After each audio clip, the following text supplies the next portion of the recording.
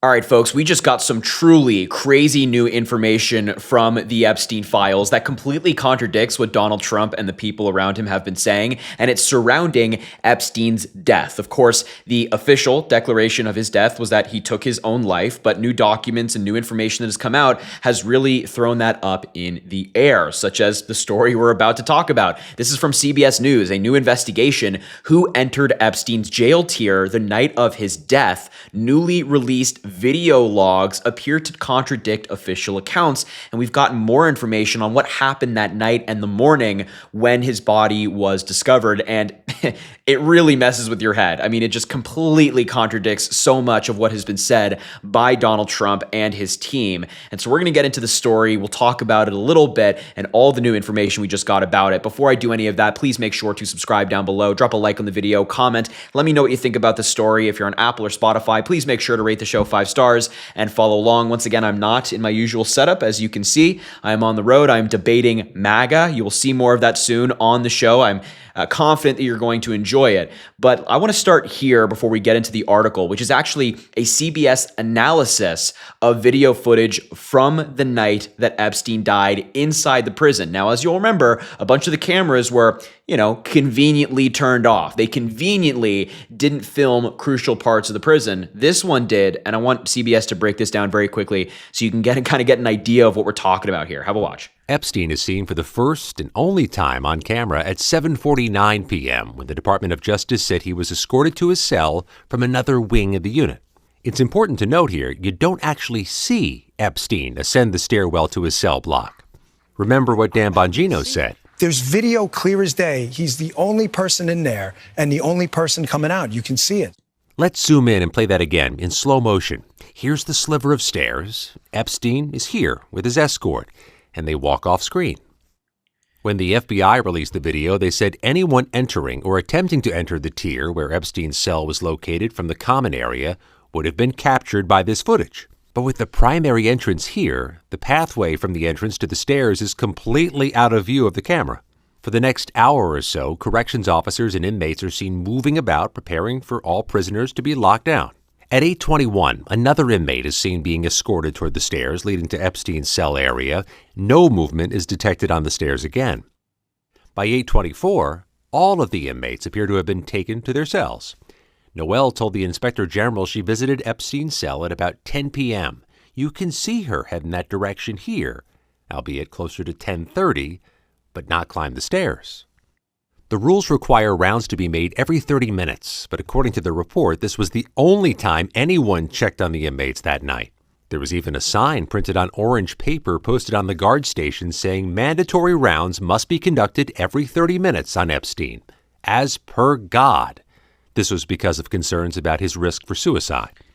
At 10:38 p.m., the report says someone, probably Noelle, carries a bundle of bedding or clothing up the stairs. It's a rare instance the video does catch movement on the stairs, but barely.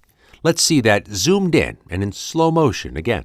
Several of the video forensic experts we spoke with were skeptical about the report's conclusion and thought that the video could be showing an inmate walking up the stairs. Authorities say this was the last time anyone approached his cell block until his body was discovered the next morning. That's a pretty crazy fact that this is, from this camera angle, the last time anybody approached Epstein's cell before he was found dead. And this is the orange blob, the orange figure who has never been identified, by the way. We still don't know officially who this was that went up to Epstein's cell the night that he died. And now we have more information on that clip and the situation surrounding his death. So, who entered Epstein's jail tier the night of his death? Newly released Department of Justice documents show that investigators reviewing surveillance footage from the night of Epstein's death observed that orange-colored shape moving up a staircase toward the isolated locked tier where his cell was at approximately 10:39. The entry in an observation log of the video from the Metropolitan Correctional Center appears to suggest something previously unreported by authorities. Quote, a flash of orange looks to be going up the L tier stairs. Could possibly be an inmate escorted up to that tier. It also appears, according to an FBI memorandum, that reviews by investigators led to disparate conclusions by the FBI and those examining the same video from the Department of Justice's Office of Inspector General. The FBI log describes the fuzzy image as possibly an inmate. And this is a document directly from the Epstein files. And then right there in this document, their review says a flash or orange looks to be going up the L tier stairs, could possibly be an inmate escorted up to that tier. The inspector general logs it as an officer carrying orange linen or bedding, noting in their final report as an unidentified corrections officer. Unidentified. We've still never found out who that individual was. The final report by the Inspector General stated at approximately 10:39 p.m., an unidentified correctional officer appeared to walk up the stairs. Official reports state that Epstein died by suicide sometime before 6:30 a.m. when his body was discovered by a corrections officer delivering his breakfast. However, no official time of death was ever determined, and it actually gets worse. So inside the SHU that night, thousands of pages released last week as part of the Epstein files, totaling more than 3 million documents, provide additional details about the hours between the evening of August 9th, when Epstein was last seen alive on camera, and the following morning when his body was discovered. Records and interviews describes a largely quiet night inside the SHU where Epstein was being held. Several inmates told investigators they were using drugs inside of their cells. Among those interviewed were the 2 correction officers assigned to the unit that night, Tova Noel and Bahom, a materials handler who has not previously been publicly identified. Documents show Bahom was interviewed twice in September 2019 in sessions conducted in lieu of a grand jury subpoena. According to Noel's account, Bahom had been working multiple consecutive shifts and slept while on duty for a period between approximately 10 p.m. and midnight. So we've kind of heard a lot of this, that some of the officers fell asleep, but it gets worse. Investigators also questioned Noel about an unexplained change in the recorded number of inmates in the SHU, which appeared to drop from 73 to 72, sometime between 10 p.m. and 3 a.m., which, by the way, fits very nicely into that period where this unidentified orange blob was seen walking up the stairs in that prison. This was captured around 10:38, 10:39 on the camera, and during that time, the inmates went from 73 to 72. And there's no explanation for that. It's just crazy. Neither officer was specifically asked about the orange-colored figure noted in the video observation log.